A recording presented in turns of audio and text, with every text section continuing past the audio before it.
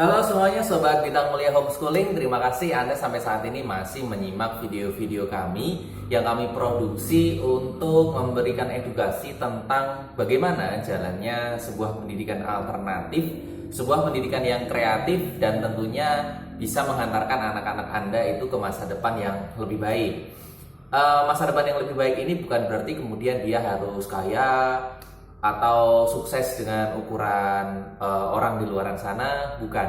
Tapi lebih kepada anak-anak kita mampu untuk terperdayakan, ya, berdaya sesuai dengan bakat dan minat alamiahnya mereka.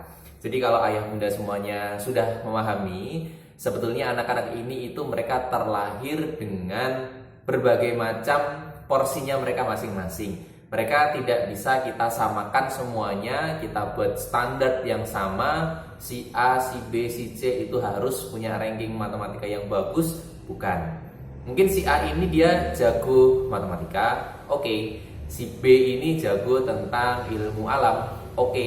Si C ini mungkin dia jago tentang kesenian, musik misal, aransemen lagu dan lain-lainnya. Nah, itu semuanya akan menjadi pendidikan yang sangat berkualitas bagi putra dan putri Anda semuanya. Saat ini, penerimaan peserta didik baru itu sudah hampir berjalan 3 tahun menggunakan sistem zonasi. Di awal-awal sistem zonasi ini banyak sekali menuai permasalahan. Bukan cuma hanya ada di daerah Jakarta atau kota metropolitan saja, tapi sampai pada daerah-daerah di kabupaten, terus kemudian provinsi, itu pun juga menyisakan beberapa problem. Tapi ternyata setelah kita ikuti hingga tahun ketiga ini, keinginan pemerintah untuk semakin untuk menyamakan semua kualitas sekolah itu terlihat cukup serius. Terbukti tahun ini Bapak dan Ibu semuanya, kalau ada yang kemarin anak-anaknya mulai masuk pendaftaran siswa baru, kuotanya itu sekarang mulai ditambah. Kalau tahun-tahun sebelumnya itu hanya kisaran 35% atau 30% saja untuk sistem zonasi dari keseluruhan penerimaan peserta didik baru. Sekarang di tahun 2022 ini, kemarin yang baru selesai dilakukan oleh teman-teman SMP dan SMA,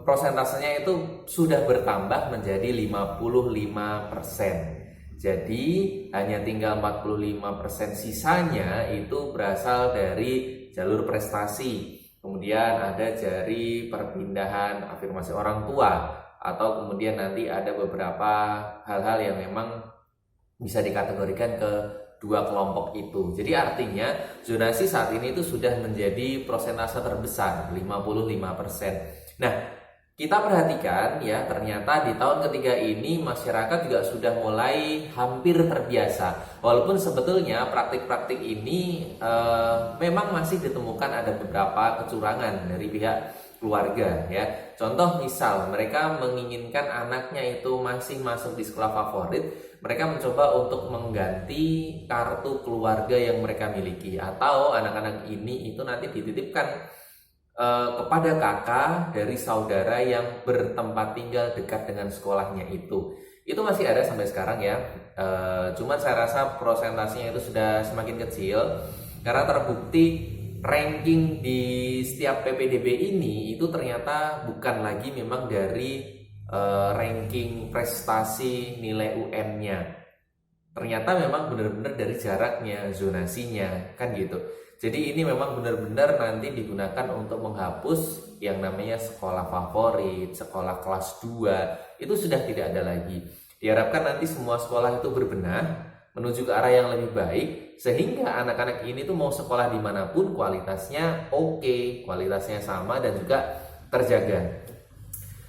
Bintang Mulia Homeschooling ini pernah ngobrol dengan beberapa sekolah yang dulunya itu terlabeli oleh masyarakat sebagai sekolah yang favorit. Ternyata tanggapan mereka beragam tentang sistem zonasi ini. Ada yang mendukung ya, karena mereka cukup sadar bahwa pendidikan itu tidak bisa dikotak-kotakan. Kalau kawan-kawan ingat, itu dulu ada pernah kasus RSBI. rintisan sekolah bertaraf internasional. Kemudian kalau naik statusnya itu menjadi sekolah bertaraf internasional. Itu ternyata hanya bertahan 1 semester ya, atau paling tinggi itu 1 tahun seingat saya. Karena setelah itu dihapus, dibubarkan program itu karena dianggap pengkotak-kotakan siswa dari kemampuan orang tuanya secara ekonomi tentunya. Nah, terkait dengan zonasi ini sebetulnya tidak ada sekolah favorit, karena anak ini nanti tidak dikotak-kotakan mana yang pintar, mana yang kurang pintar dan lain sebagainya. Tapi tanggapan sekolah tadi beragam. Ada yang mengatakan bahwa sekolah favorit si X ini ternyata 3 tahun ini kualitas secara akademiknya menurun. Jadi anak-anak yang masuk itu kan random semuanya, karena hanya diukur dari jarak terdekat mereka berangkat ke sekolahnya. Sehingga akhirnya inputnya ini tidak bisa diketahui dengan pasti. Nah, ternyata banyaklah kemerosotan nilai-nilai akademis, kemampuan akademis. Cukup menjadi masalah buat beliau-beliau yang mengajar di sekolah favorit. Tapi saya harap sebetulnya mari kita balik lagi ke esensi pemaknaan pendidikan yang paling sebenarnya, yaitu mengembangkan anak, entah itu bagaimanapun dia kondisi awalnya, tapi sebetulnya dia memiliki mutiara yang tersimpan di dalam dirinya. Bagaimana caranya pendidikan, sistem pendidikan, kurikulumnya itu bisa mengeluarkan itu dari jiwa-jiwa anak-anak kita, sehingga nanti ketika dia sudah menempuh ditempa dengan proses pendidikan yang sedemikian rupa, selesai, rampung, mereka menjadi pribadi yang berkualitas. Jadi bukan hanya sekedar nilai di atas kertas, nilai di atas rata rapor, piagam, bukan hanya itu. Nah, coba deh ayah dan bunda semuanya, kita lihat di sini kan Pak Jokowi rampung nih ya 2024. Pak Nadiem kemarin itu aman, tidak masuk dalam daftar reshuffle menteri. Kira-kira nih ayah dan bunda semuanya, coba deh keluarin unek-uneknya dalam kolom komentar. Bakalan ganti nggak ini nanti sistem zonasi di 2 tahun mendatang? Yang notabene Pak Nadiem nanti habis ini kan rampung nih, kelar. Nah, habis itu nanti kira-kira diganti atau enggak? Kalau diganti kira-kira bakal seperti apa? Apa jangan-jangan zonasi ini nanti terus dihapus, balik lagi gitu kan? Kalau tahu-tahu dihapus dan balik lagi ke sistem yang awal, sebetulnya yang cukup berdarah-darah, cukup dia harus ikhlas itu ya keluarga yang kena di 3 tahun selama ini, atau sampai nanti Pak Nadiem itu rampung masa jabatannya. Ya kenapa enggak? Karena ya memang mereka yang merasakan, harusnya anak-anak ini yang pinter ini ya tadi ya nilainya bagus bisa masuk di sekolah yang A, B, C, favorit katakanlah itu. Tapi karena jarak itu tidak mencukupi, akhirnya mereka harus ikhlas.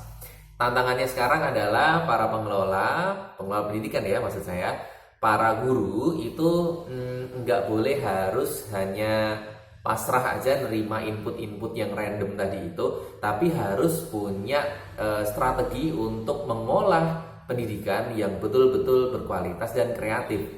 Kalau sekarang siswa itu sudah dituntut bergeser dari nilai akademis kepada aktivitas-aktivitas pembelajaran yang memerdekakan, ya, memerdekakan pikiran, memerdekakan jiwa dan raga.